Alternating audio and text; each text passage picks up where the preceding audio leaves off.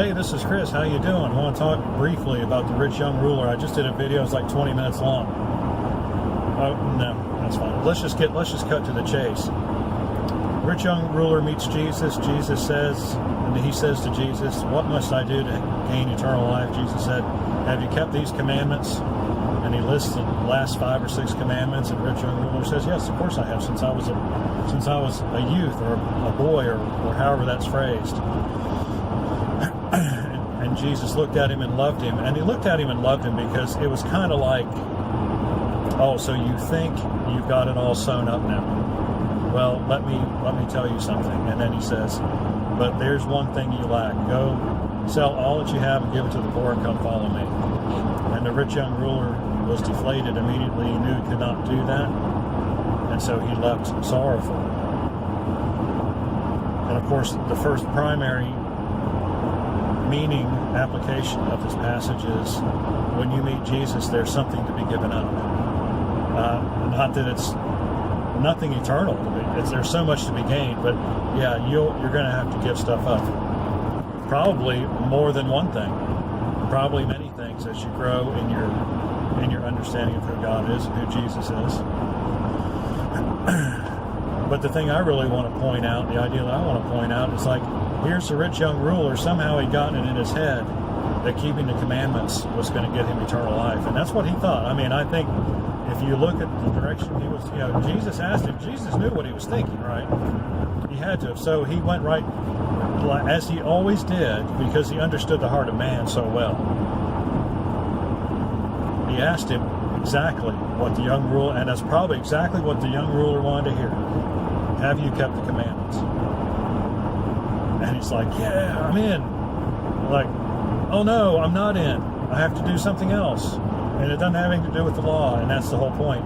It doesn't have anything to do with the law. And in this story, Jesus continues putting the wheels in motion that show that the kingdom that he's bringing, and the promises that he's bringing, and the blessings that he's bringing are not in any way related to the Old Covenant or Torah or anything, or the nation of Israel, to be honest. It's all about the blessings that he's going to bring. It's all about the kingdom of God. And the entrance requirements for the kingdom of God are giving up things and following him, not following 10 commandments chiseled in 2 stone tablets. The law is insufficient. The law can't help you. I don't care if you think you're saved or not. The law can't do a thing for you. The only thing it could do for somebody was back under the Old Covenant, when Israel was in Israel, it could give you long life and prosperity in the land. That is it. It doesn't give you anything else. It doesn't give you anything eternal. You need to really come to grips with that and think about that. And even if you think you're a Christian and you think you need to follow the law, you need to think about what you're gaining. You're not gaining anything. You're not gaining anything at God. I mean, if you're just terribly confused and you just want to do right by God and you think that's the way to do it, and you're just, you just don't know any better, well, I suppose God will overlook that. But, I read the book of Galatians and I read about the Judaizers, and certainly anybody who teaches that you have to keep the law is anathema to God, and you better change your ways pretty quick. You need to be like the rich young ruler and listen to Jesus and do what the Spirit asks you to do instead of worrying about keeping a bunch of rules that don't count for anything anymore, because they don't count for anything. You are to be led by the Spirit, not by the letter of the law. That's how it works. And no, Jesus is not Torah. I'm so tired of hearing that.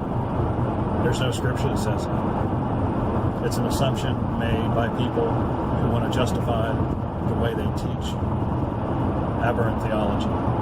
All right, you got any questions or comments? Leave them in the section below. Like and subscribe.